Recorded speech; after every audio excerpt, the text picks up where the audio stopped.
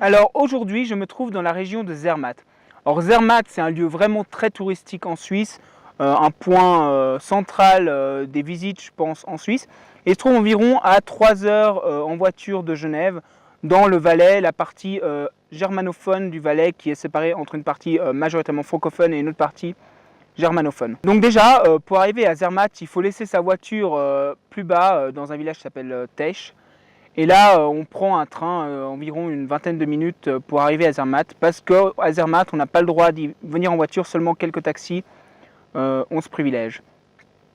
Et donc moi, j'imaginais, et on m'avait un peu vendu Zermatt comme un village donc piéton, avec de vieux chalets et avec pas mal de caractère. Et en fait, j'ai vraiment trouvé ça très très touristique, j'ai été très déçu. Je trouve que de nombreux les chalets sont assez récents dans l'ensemble. Et c'est très très touristique, il y a énormément de magasins de luxe, il y a énormément de restaurants pas donnés. Mais bon, j'étais pas venu pour le village de Zermatt, j'avais décidé de monter à environ 1500 mètres au-dessus du village, à un petit lac pour y prendre des photos. Donc 1500 mètres, ça fait quand même une belle marche.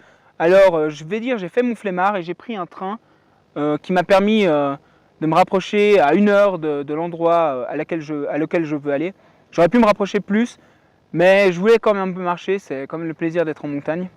Arriver comme ça à l'endroit où on veut faire ses photos, on y perd un peu du plaisir. Alors, entrer dans le train, la déception est vite passée parce qu'on a vite une vue sur ça. Alors, cette montagne, vous la reconnaissez probablement, c'est le Cervin ou le Matterhorn en allemand. Et c'est vraiment une montagne qui a vraiment une belle lignée. Je trouve que comparé à beaucoup de montagnes, elle est vraiment très très jolie, vraiment impressionnante. C'est un pic qui se dresse comme ça, un pic rocheux.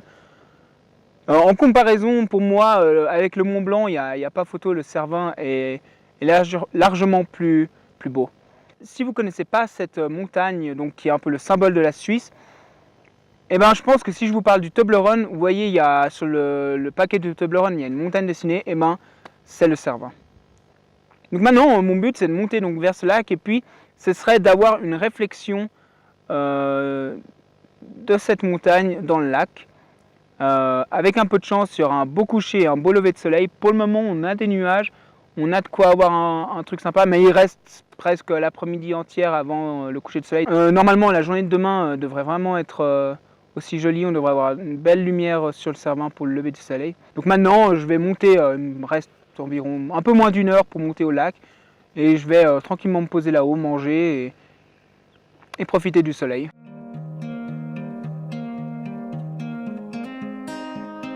Jumping up and down the floor, my head is an animal, and once there was an animal. Comme vous pouvez le voir, j'ai une très belle réflexion dans ce lac de la montagne donc du Cervin, ou le Matterhorn comme vous préférez. C'est vraiment très touristique ici. Il a fallu que j'attende 1 heure avant le coucher du soleil pour qu'il n'y ait enfin plus personne alors qu'on est en plein milieu de la montagne. Bon, il y a un train qui monte pas loin, donc ceci explique cela. Mais quand même, il y a tout le temps des gens qui viennent. Surtout beaucoup d'Asiatiques en ce moment-là. J'en ai eu beaucoup. Donc j'ai attendu pour tourner cette vidéo. J'ai aussi attendu pour prendre des photos. En fait, que le soleil, je ne sais pas si vous arrivez à voir, mais le soleil maintenant il est sur la droite de la montagne et j'ai attendu qu'il soit juste en dessus pour essayer de faire une photo en étoile.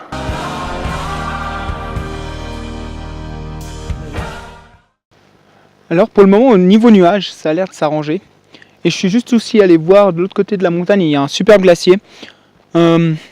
C'est difficile, il faut souvent choisir quelle photo on va faire.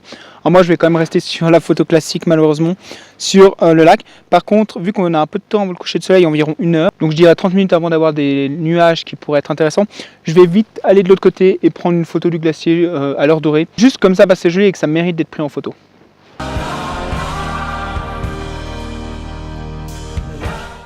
On est une demi-heure avant le coucher du soleil et j'ai pris un peu de hauteur. Donc j'allais faire les photos derrière. Et là j'ai pris en revenant un peu de hauteur pour prendre la photo du lac d'avant, mais de peu plus haut, je vous montre. Donc là pareil, j'attends juste que le soleil descende un tout petit peu pour pouvoir faire une photo du soleil en étoile.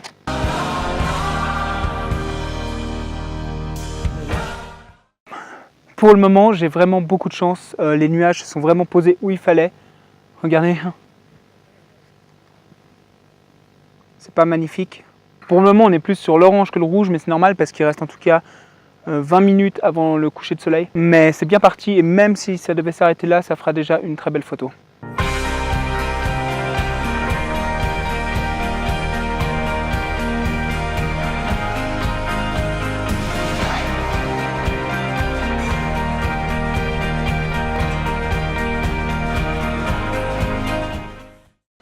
Donc je suis de retour le matin sur ma location.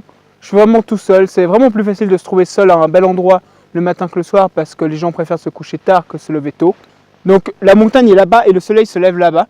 Ce qui fait que j'ai une superbe lumière sur la montagne. Vraiment très sympa. Il manquerait pour être vraiment top quelques nuages. Mais ça reste un bleu au niveau du ciel, un bleu très délavé. Ce qui fait que ça ne me dérange pas trop par rapport à un bleu vraiment pétant de milieu de journée. Au niveau de mes réglages, donc je suis en priorité ouverture, f11, ISO 100. Pour ça, rien de spécial. Sinon, j'ai mon polarisant et le filtre gradué de 3 stops.